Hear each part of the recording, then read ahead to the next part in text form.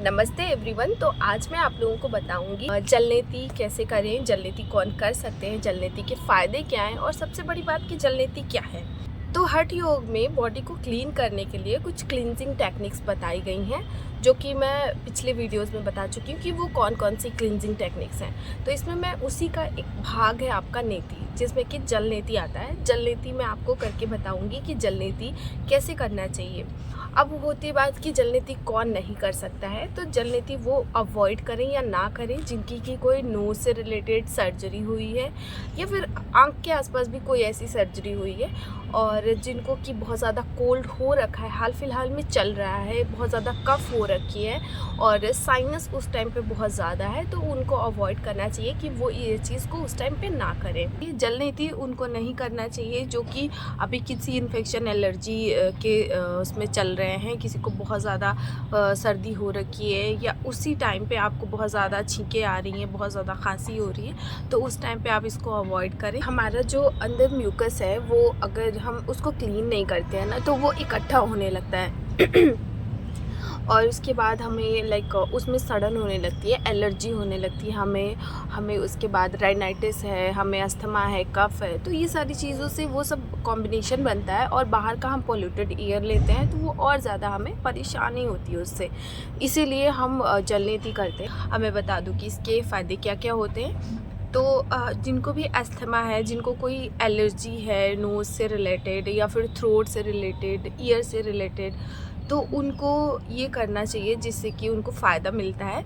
क्योंकि जब हमारे नेज़ल कैविटी में बहुत सारे म्यूकस इकट्ठा हो जाते हैं तो हमारा हेड भारी रहने लगता है, हमारा ये वाला एरिया पूरा दर्द होने लगता है, साइनस बेसिकली साइनस बढ़ जाता है और हमारे ईयर इन्फेक्शन भी हो सकता है, हमारा थ्रोट इन्फेक्शन भी होता है इससे। तो इसीलिए आप अगर जलनेती करते हैं तो आपका ये वाला कैविटी वाला पूरा ये एरिया आपका क्लीन रहेगा, आपका रेस्पिरेटरी सिस्टम क्लीन होगा। तो इससे और हमारी नाक, हमारी नेज़ल कैविटी, पूरा हमारा जो ये डक है ना, ये पूरा हमारे ईयर से, हमारे थ्रोट से लगा होता है। इसलिए हमें जब बहुत ज़्यादा कफ, बहुत ज़्यादा म्यूकस इकट्ठा होता है तो हमें ईयर एलर्जी, हमें थ्रोट एलर्जी ऐसे हो जाते हैं और तब हमें बहुत ज़्यादा दिक्कत होती है, साइनस होता है, हेडेक रहता है पूरे टाइम, ये वाला एरिया पूरा भारी रहता है। अगर मैंने अभी जैसे जलनेती करा ना, तो जलनेती के बाद आपको लगेगा कि ये पूरा एकदम लाइट फील हो रहा है, एकदम हल्का हल्का अच्छा। ऑल्सो मैं बता दूँ कि जलनेती करने से हमारे फेस पे ग्लो आता है, क्योंकि हमारी नाक जो है वो साफ़ होती है, तो हम अच्छे से प्राणायाम कर पाते हैं।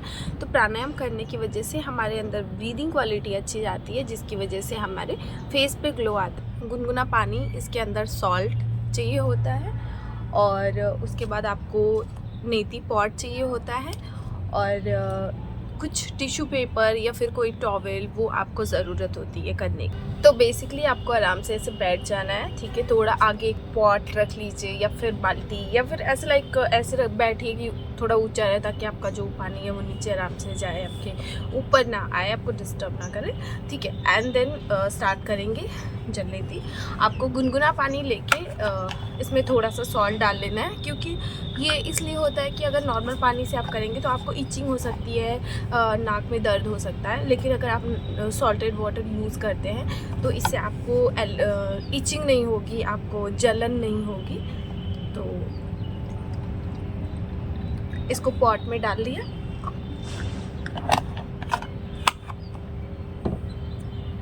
नाउ आराम से बैठ जाइए, हल्का सा अपनी गर्दन को टेढ़ी करना है, नाक में इसको लगाना है। इस टाइम पे आपको अपना माउथ ओपन रखना है, आप अपने माउथ को ओपन रखें और माउथ से धीरे धीरे सांस लें, ठीक है। चलिए स्टार्ट करते हैं। गर्दन हल्की सी टेढ़ी, हाथ थोड़ा सा ऊपर की तरफ जाएगा, एंड देन स्टार्ट।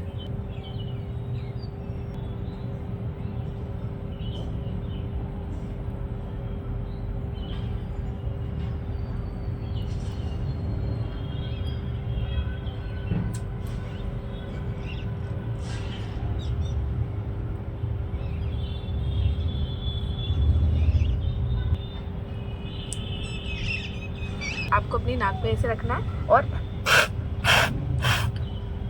अच्छे से साफ कर लेनी है अपनी नाक। आप जब जलनेती कर लें तो जलनेती के बाद आपको कपालभाति करनी पड़ती है तेज़ तेज़, या फिर आप ऐसे भी कर सकते हैं लाइक राइट नोस्ट्रिल में ऐसे दबाया और लेफ़्ट से फास्ट सांस को बाहर की तरफ छोड़ना है, और ऐसे लेफ़्ट से करा और बाहर की तरफ सांस को झटके से छोड़ना, ताकि जो भी चीज़ निकलनी है वो बाहर की तरफ निकल जाए। ठीक है, अभी हम स्टार्ट करेंगे अपने दूसरे नाक से। बैठ जाना है। आप खड़े होके भी कर सकते हैं, जिनके घुटने में प्रॉब्लम है, जो बैठ नहीं सकते वो हाफ खड़े होके और आराम से कर सकते हैं।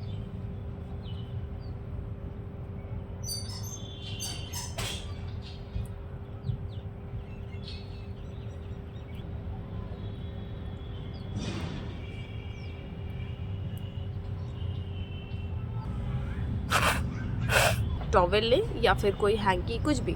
मैंने अभी टिश्यू पेपर से साफ़ करा है, बट उसके बाद आप अपने सामने अगर आपको लगे कि नाक में और भी चीज़ें, आप टॉवेल को रख के, और जैसे हम कपालभाति करते हैं ना, तो एक लाइक जलनेती के बाद हमें कपालभाति करना बहुत ज़रूरी होता है। तो हम इसके बाद कपालभाति करेंगे। आप चाहे तो, आपको लग रहा है तो आप अपने सामने ऐसे नाक के सामने रख के ऐसे कर लें, और या तो आप आराम से कपालभाति कर लें बैठ के।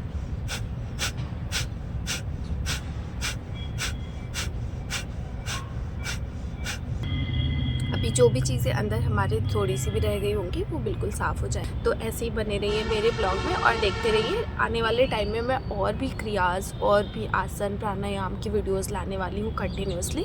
तो देखते रहिए, बने रहिए, लाइक शेयर सब्सक्राइब करते रहिए। नमस्ते।